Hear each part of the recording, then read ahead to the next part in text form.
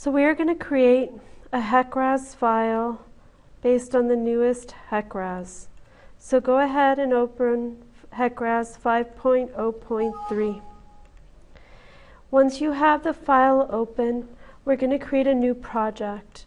So we're going to call this project the Arroyo Seco project. So if you find your river mechanics where you're going to save your project, we're going to call this the Arroyo Seco 2017 project. Hit OK. It'll set the file directly to US customary units. Next, we're going to create a geometry file. The third icon from the left represents the geometry file. In there, you can bring in data from different sources. Since we brought the data from AutoCAD, the files will be GIS format. So go ahead and open up your GIS format data. You will just follow the next, finish importing. It'll bring in the entire data. One of the problems with the data set is that it is coming in a reverse order. So the first step, we need to invert the reach lines. So we're just going to select under the GIS tools, invert reach lines, and we're going to say reverse order. Hit OK. And now you'll see that the flow arrow is moving down instead of up. The next thing we need to do under the GIS tools is go to the GIS coordinate operations, and we need to actually change under the GIS cut lines, we need to actually adjust the cross section and reverse the cross lines. So we're going to select all the data and hit OK. Now the data is in the correct order. How do we know for sure? Let's zoom in on the data set. And what you'll see is if you don't see those arrows on yours, you just need to go under you just need to add those options to your system where it shows the flowed arrows. Yeah, under options. Next, we need to set up how far an upstream cross-section is to the downstream cross-section. So for example, cross-section 5366.04 is so many feet from cross-section 5281.36. When we brought the data directly from AutoCAD, it did provide you the channel length. We need to go in and actually put in the left and right overbank. So left overbank, right overbank. So what we're going to do is we're going to take a point somewhere in between where the center line is and the edge and measure in AutoCAD this distance. Measure in AutoCAD this distance. So we'll do this for every cross section. You'll go under the table, reach lengths, copy the entire data into an Excel spreadsheet, and inside of your Excel spreadsheet, you're going to go ahead and make the necessary modifications by measuring the left bank and the right bank. You will not have to measure the channel data.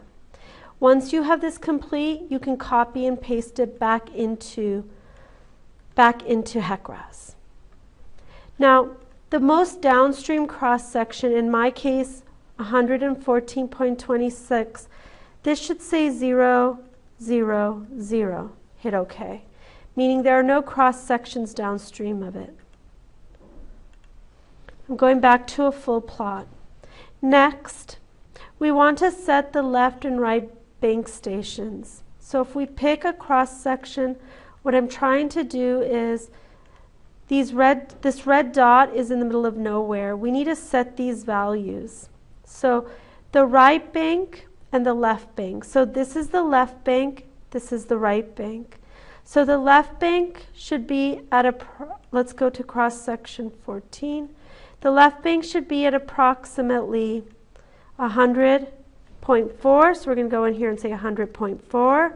The right bank is at approximately 209.07, and we hit apply. And now you can see this data has changed.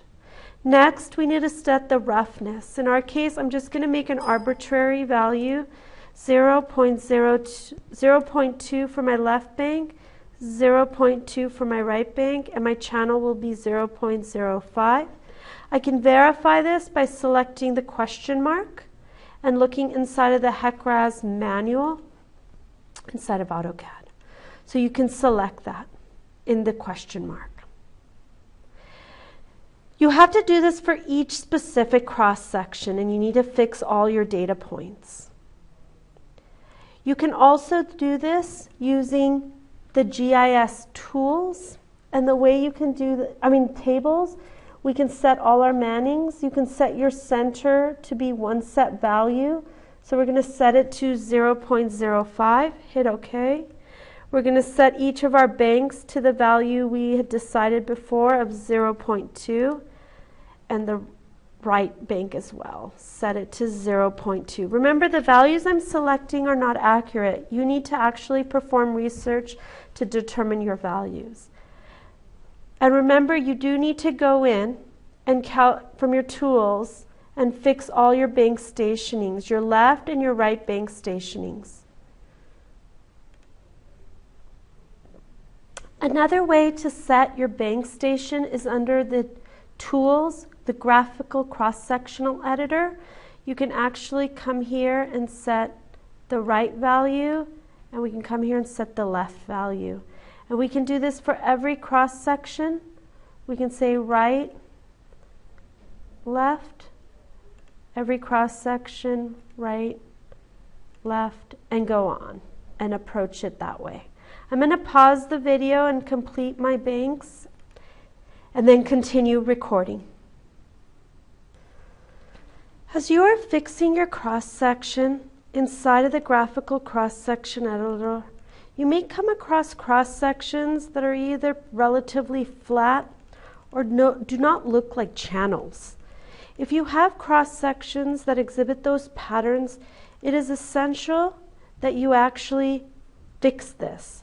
You need to extend this cross-section inside of AutoCAD and re-import the data, or extend the cross-section and manually add a few more stations to actually get a channel shape. So as you're adding bank stations, you'll be able to review your file and determine if you have cross-sections that may not actually exhibit a channel. For example, this one. And there were a few more that I noticed in my file that you might want to consider removing. This one looks like it goes downhill the whole time. Water won't be able to be contained in your channel, and this can cause a challenge. So I'd like you, as you're fixing your data, to do that. Once you have your data set up, you're able to save your file. And remember to call it Arroyo Seco Geometry. And you probably should save your file more often than not. Next, we're going to create a flow file. Inside of the flow file, we're going to run two flow rates as specified in the project. You're going to run a 50-year flow rate of 14,000 and a 50-year bulk of 23,000. You may not want it to say profile 1 and 2, so under options, you can actually edit the profile name, and you could say 50-year, and you can also say 50-year bulk. Hit OK. Next, this is saying that this flow rate will start at the top upstream cross-section. Next, you need to end boundary conditions. In this project, we're going to assume normal depth. In order to assume a normal depth, you need to calculate a slope. Go into AutoCAD and measure the slope of your cross-section, your slope between your bottom 2 to 3 cross-sections and your top 2 to 3 cross-sections. This should give you a relative slope of your project. At this time, I am just putting in arbitrary numbers. I put in 0.5% and 10%. This is not accurate, but I'm setting it up for right now. Hit OK. Once you're done, save your file as steady state 50-year. This is our 50-year steady state condition. Next, we're going to create a plan. A plan is a combination of a geometry and steady file. It's important to create a project name. So save plan as, and we're going to say 50-year steady state run. You can call it the 50 year for the shortcut. In the flow regime, we want it to run mixed. There's options for doing floodplain mapping if you so desire. At this time, I'm not going to select it. And hit compute. The program will start running and it'll write some data.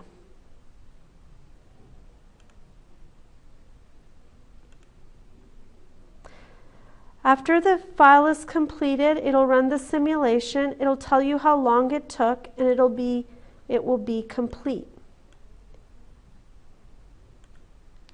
Now we can actually go in and look at our hydraulics.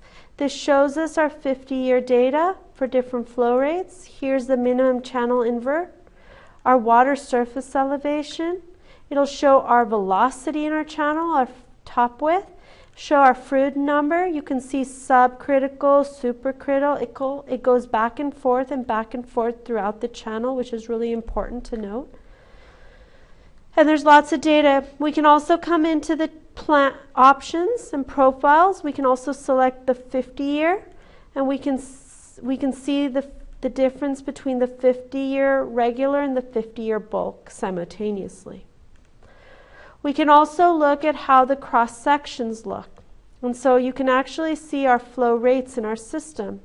And what you're actually seeing is in some of my cross sections, for example, I need to extend my cross section significantly.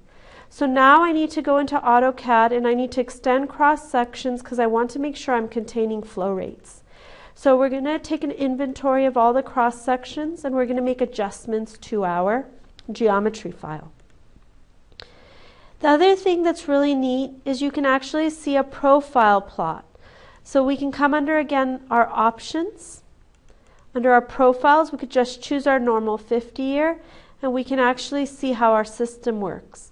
Remember, it's a natural river, so there's some adverse sections and some different sections going on, and the water surface represents this.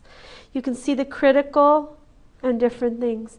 Again, you can add multiple options within here that you may want to see. You can see river stationing if you're interested in, and different things. So in your final project, I want to see plant profile views. I want to see cross-sectional views. This will show me your assumed mannings. It'll show me your bank stationings. I want to see your data tables for your different files, and I want detailed explanations. I hope this helps get you set up on creating a running HEC-RAS file for class.